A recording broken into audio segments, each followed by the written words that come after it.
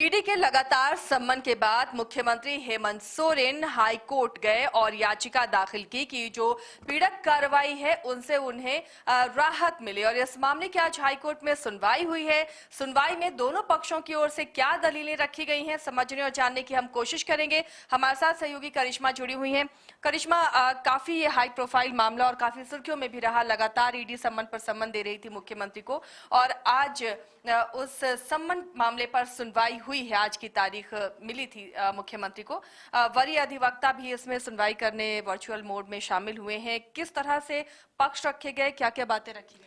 जी देखिए, जिस तरीके से मुख्यमंत्री हेमंत सोरेन ने ईडी के सम्मन को यहाँ पर चैलेंज किया था और इससे पहले आसिया आपको याद होगा कि पहले मुख्यमंत्री हेमंत सोरेन सुप्रीम कोर्ट गए हुए थे, लेकिन सुप्रीम कोर्ट के निर्देश के बाद वो हाई कोर्ट पहुंचे और हाई कोर्ट में 11 तारीख को यहाँ पर सुनवाई होनी थी और आज 11 तारीख था, सुनवाई हुई और इसमें तमाम बातों को रखा गया। जिस तरीके से मुख्यमंत्री हेमंत सोरेन की ओर से जो वरीय अधिवक्ता है पी चिदम्बरम और पीयूष चित्रेंस ने यहाँ पर पक्ष रखा है। वर्चुअली मोड में पी चिदम्बरम जो है मौजूद रहे और तमाम बहस के बाद ये निकला कि मुख्यमंत्री हेमंत सोरेन की ओर से ये कहा गया है कि ईडी की ओर से ये स्पष्ट नहीं किया जा रहा है या फिर ईडी की ओर से अभी तक मुख्यमंत्री हेमंत सोरेन को लेकर प्राथमिकी दर्ज नहीं की गई है और ये भी अभी तक ईडी की ओर से स्पष्ट नहीं किया जा रहा है कि मुख्यमंत्री हेमंत सोरेन को आरोपी के रूप में बुला रहे हैं या फिर गवाह के रूप में बुला रहे हैं। लेकिन दूसरी अगर ईडी के वरीय अधिवक्ता की बात करेंगे तो उनका स्पष्ट रूप से कहना है कि प्रेडिकेट्स ऑफेंस का मामला है और उन्होंने धारा का भी यहाँ पर उल्लेख किया है कि धारा 50 और 63 का मामला है।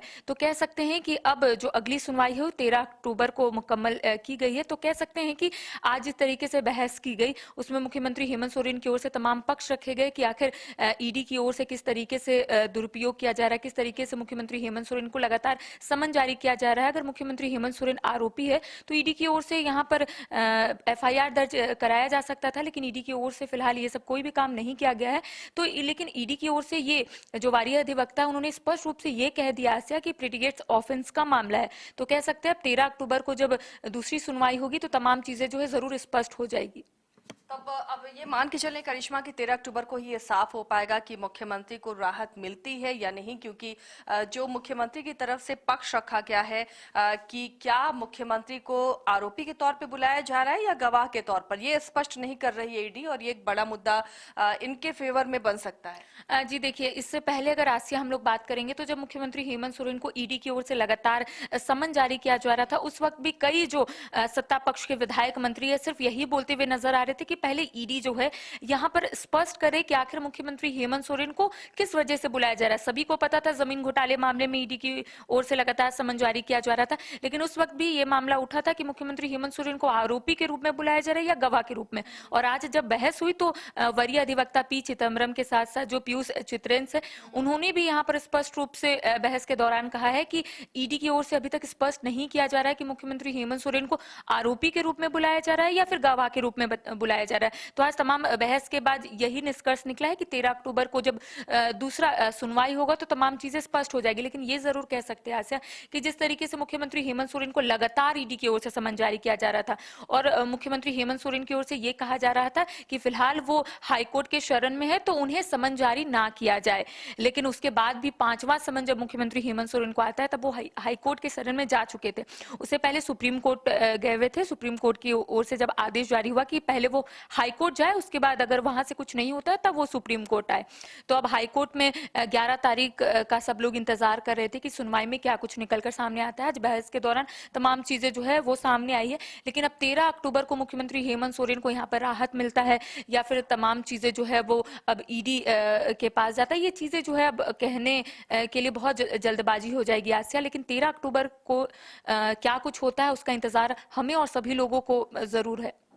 बिल्कुल, अब वो 13 अक्टूबर की तारीख है जब इस मामले पर अगली सुनवाई होगी, क्योंकि मुख्यमंत्री की तरफ से ये कहा जा रहा है कि कोई मुझ पर आपराधिक मामला नहीं है और ईडी लगातार मुझे सम्मन कर रही है। वो किस हैसियत से कर रही है ये नहीं स्पष्ट किया जा रहा है। क्या मुख्यमंत्री को आरोपी बनाकर ये सम्मन दिया जा रहा है या मुख्यमंत्री को गवाह बनाकर ये सम्मन किया जा रहा है, ये उनके वकीलों ने ये पक्ष रखा है। और पी चिदम्बरम मुख्य अधिवक्ता, साथ ही पीयूष चित्रेश ये अधिवक्ता रहे जिन्होंने मुख्यमंत्री की तरफ से ये पैरवी की है हाई कोर्ट में। हालांकि अब इस मामले पर जो अगली तारीख दी गई है वो 13 अक्टूबर है और 13 अक्टूबर को इस मामले पर क्या फैसला होता है, क्या मुख्यमंत्री को राहत मिलती है या मुख्यमंत्री के लिए मुश्किलें बढ़ती हैं, ये देखना काफी दिलचस्प होगा और बस एक दिन के बाद ये फैसला लगभग हो जाएगा। इसी तरह आपको हम अपडेट देते रहेंगे, बने रहिए हमारे साथ, देखते रहिए न्यूज़ 22 को। IIT जी नीट एस्पिरेंट्स के सपने को पंख देने आ गया है कंप्लीट सॉल्यूशन इंस्टीट्यूट। यहाँ है smart classroom, 1-to-1 doubt clearing session, ask the expert, video solution और भी बहुत कुछ। मतलब हम करेंगे आपको गाइड, बनेंगे आपके mentor. Foundation classes from class 6 onwards for your bright future. Visit complete